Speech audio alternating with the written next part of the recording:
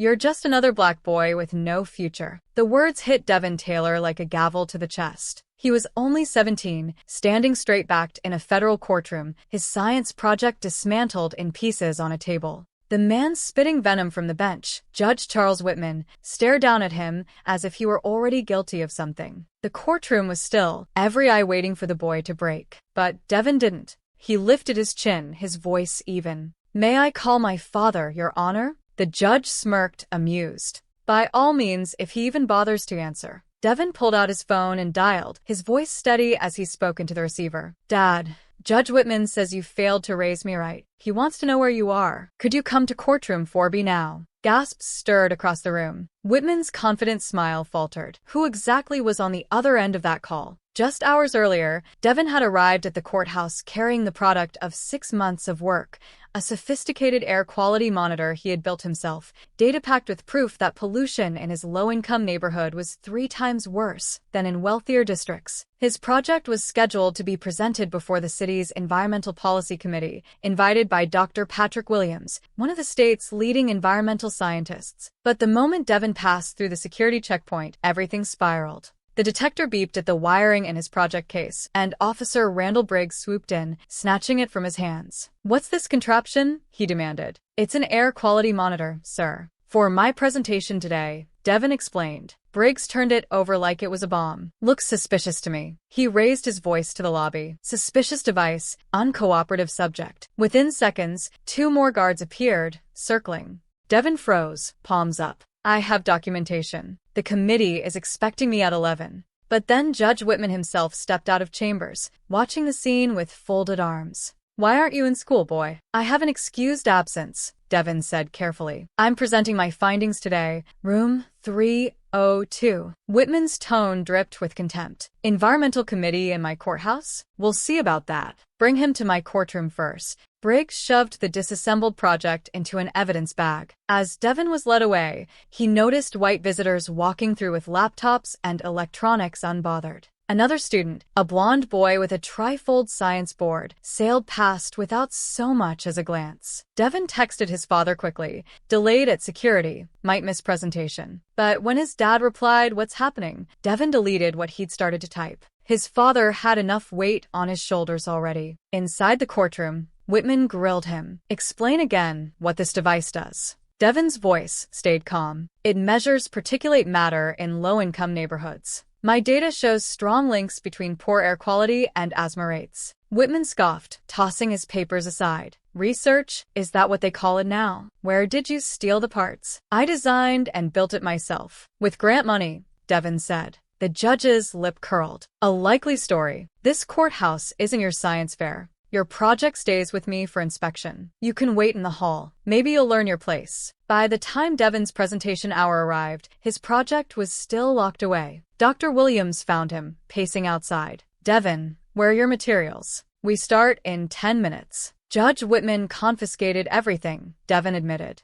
"That's absurd. You're our keynote student." Dr. Williams marched him back into Whitman's courtroom, but the judge barely looked up. "This young man brought suspicious electronics into a federal building," he said smoothly. "I'm protecting the integrity of the court." Dr. Williams protested, but Whitman only sneered. "Perhaps he'll explain to the committee why he's unprepared. Consider it a lesson." So Devin walked into that committee room empty-handed. 12 officials stared at him as he stood at the podium with nothing but his memory. His hands trembled slightly, but his voice was steady. "My project measures pollution in different neighborhoods," he began. "Over 6 months, I documented concentrations 3 times higher in minority communities than in wealthy ones. Emergency room visits for asthma rose in direct correlation." He borrowed a notepad, sketched diagrams, explained statistical controls. With every word, his voice grew stronger. By the end, the committee was leaning forward, listening intently. When he finished, the room erupted in applause.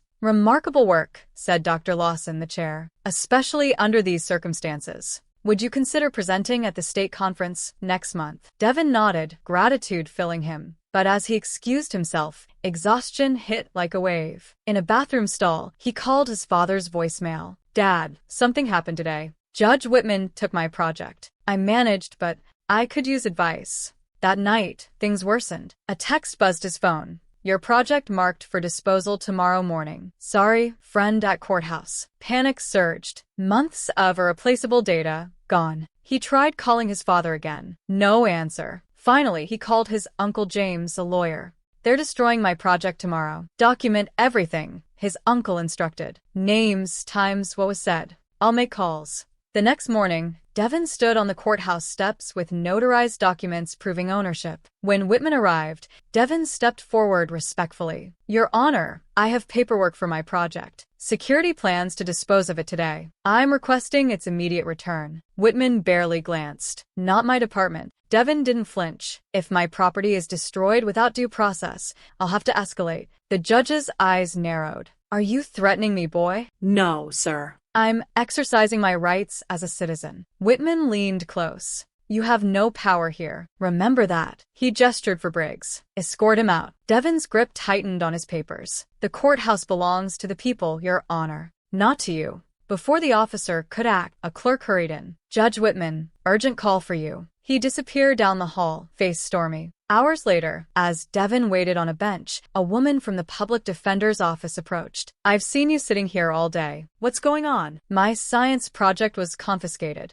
They're about to destroy it. She introduced herself as Laura Chen. Let me make some calls. Minutes later, she returned pale. They've already moved it to disposal. They rushed to the basement. Through a window, Devin spotted his project on a table. And then, Judge Whitman himself, lifting a hammer. He's going to destroy it personally, Devin whispered. Laura's jaw hardened. Now we know this is personal. Before she could act, Devin's phone rang. His father's voice came steady and commanding. Put me on speaker. This is Robert Taylor, his father said. Public Defender Chen, escort my son back inside. If security resists, give them this number. He recited an extension that made Laura's eyebrows shoot up. At the checkpoint, guards stopped them. Taylor's banned from the premises. Laura showed the number. Call it. The guard dialed, and his face strained. Yes, sir. Immediately, sir. He waved them through. Proceed to Judge Whitman's chambers. Inside, Whitman stood behind his desk, hammer set aside, Devin's project in front of him. This is harassment, he barked. Laura held up the phone. Perhaps you should call this number yourself. Whitman dialed, irritation clear. This is Judge Whitman. Who am I speaking with? And then his expression collapsed. His face turned ashen. Yes, Mr. Attorney General. I understand. His voice broke. Yes, sir.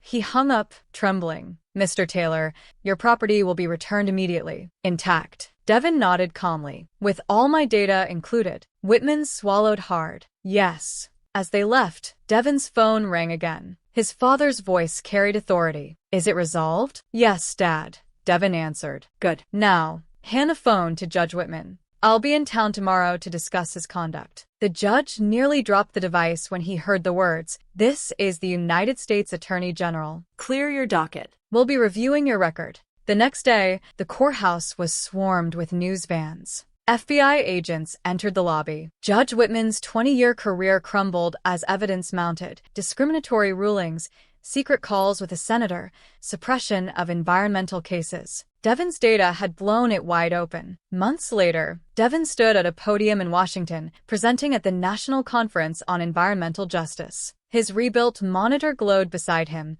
now a model for nationwide reform. Behind him, screens displayed maps. Pollution levels dropping, enforcement spreading to neglected neighborhoods. Environmental justice isn't abstract, Devin told the audience. It's about who breathes clean air, who has safe water, and whose children are allowed to grow up healthy. Data doesn't lie. And no one, not even a judge, has the right to silence it. The room rose to its feet in thunderous applause.